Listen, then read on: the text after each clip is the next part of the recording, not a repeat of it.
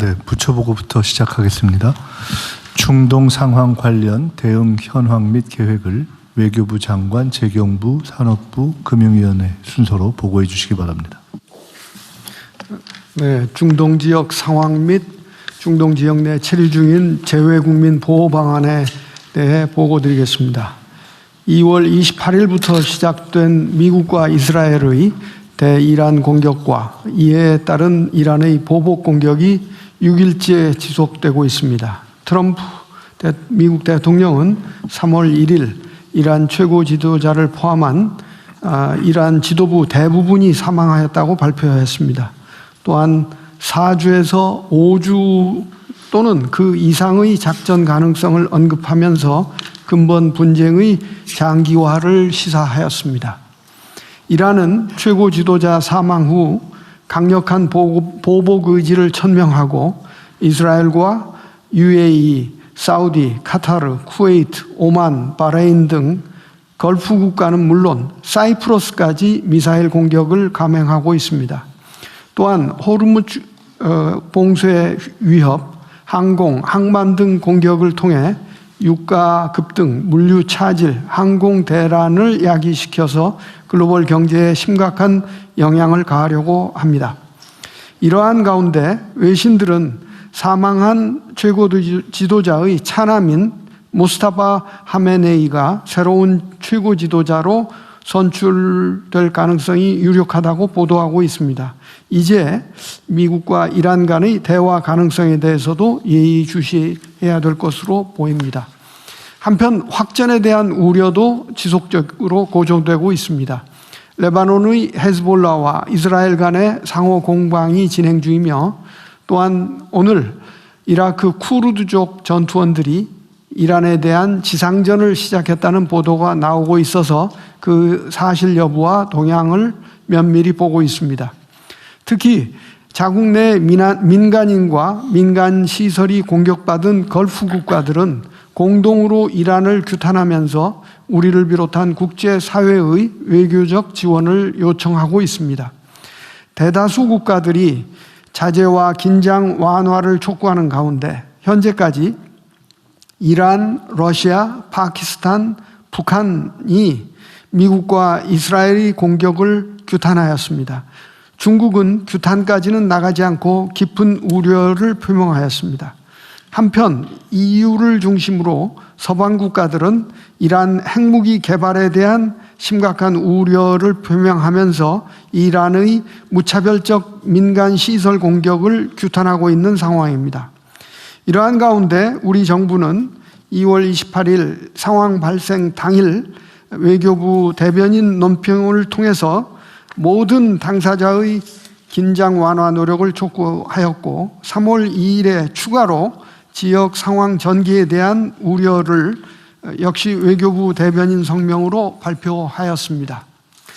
현재 상황이 유동적이고 시시각각으로 변하고 있으며 이런 상황에서 외교부는 중동 상황 전개에 대해 우방국과 정보를 교류하면서 지속적으로 면밀히 주시해 나갈 예정입니다. 현재로서는 확전 가능성, 전쟁의 장기화 가능성을 모두 배제할 수는 없다고 봅니다. 이어서 재외국민 보호 조치에 대해 보고드리겠습니다. 외교부는 장관을 본부장으로 하는 재외국민 보호대책본부를 가동하고 재외국민 보호를 위해 총력 대응하고 있습니다. 상황 발생 직후부터 매일 본부와 공관 합동 점검 회의를 개최하였으며 3월 3일 국무총리 주재로 상황 점검 회의를 개최하여 14개 현지 대사들과 현지 상황을 또 재외국민 보호 방안을 밀도 있게 논의하였습니다. 외교부는 현지 각 공관을 통해 각국별 우리 국민 구체 체류 현황은 물론 영공 폐쇄 여부와 민항기 운항 현황 등을 매일 확인하여 우리 국민들께 안내하고 있습니다. 현재 2만여 명으로 추산되는 우리 국민을 대상으로 홈페이지와 단체 SNS 방을 통해 수시로 안전 공지를 전파하고 안전 확인 등 필요한 소통을 진행해 왔습니다. 이 시각 현재 단기 체류자는 4,935명, 전체 14개국에 모두 합해서 단기 체류자는 4,935명, 이를 포함한 전체 우리 한국인 국적자는 18,472명으로 집계되고 있습니다.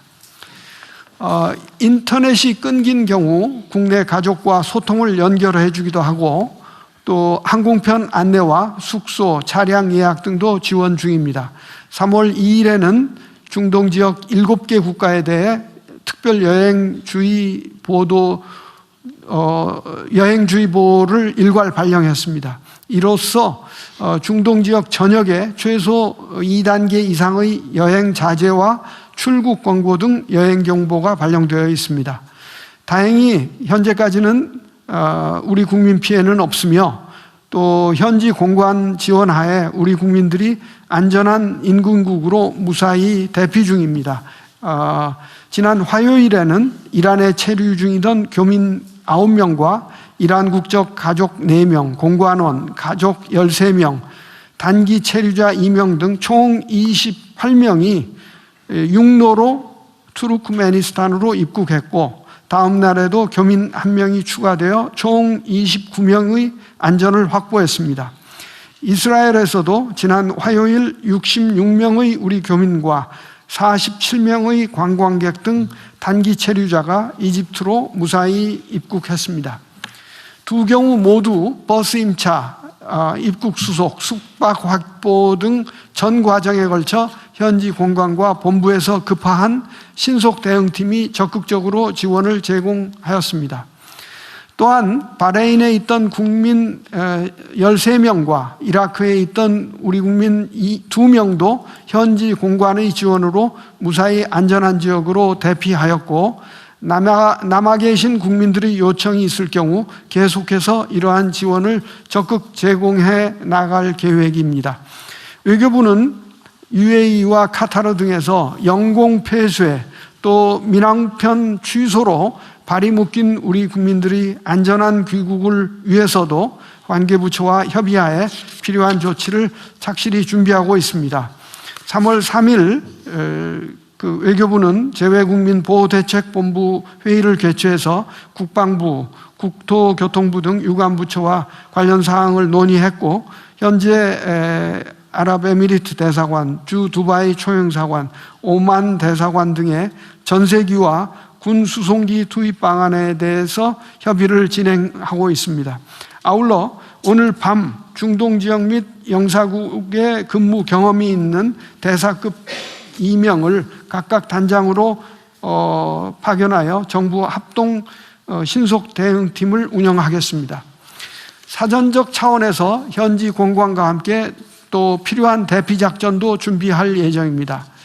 현지 상황이 악화될 경우 즉각적으로 여행 경보를 추가 상향 조정할 필요성도 검토하고 있습니다. 또한 재외동포청 주관으로 이번에 귀국하는 우리 국민에 대해서 원스톱 지원 서비스를 가동하고자 합니다. 동포청에서는 전담 창구를 설치하고 전담 요원을 지정하여 관련 부서에 또 총괄을 하지만은 관련 부처에서 심리 지원 등 구체적인 지원도 할 계획으로 있습니다.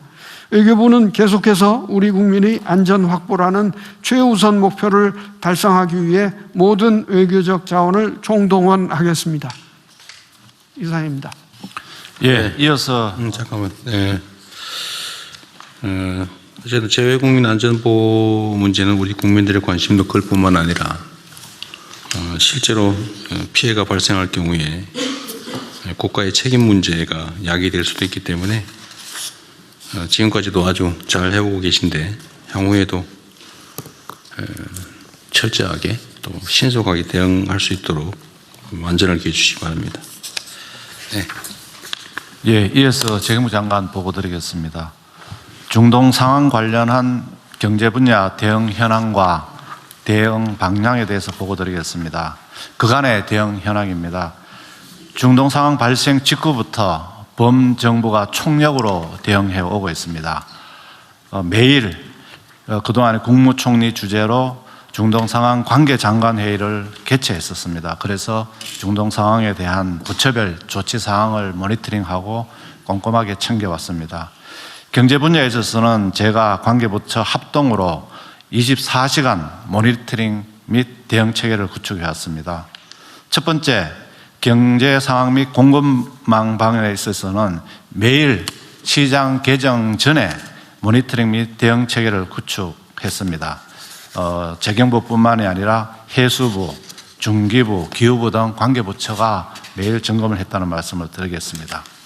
국제에너지반에 있어서는 그 상황 발생 당일 산업부 장관 주재로 비상상황점검회의를 했고요. 매일 석유, 가스, 수급 현황, 업계 역량 등을 지속적으로 점검해 왔습니다. 금융시장반에 있어서는 금융위원장 주재로 시장상황 점검회의를 개최해서 금융시장 동향 점검, 그다음 시장 안정 조치 및 수출 중기 금융 지원 방안도 마련했습니다. 이외에도 무역협회, 수출입은행, 한국은행 등 각 기관별로 분야별 점검 대응 체제를 마련했습니다.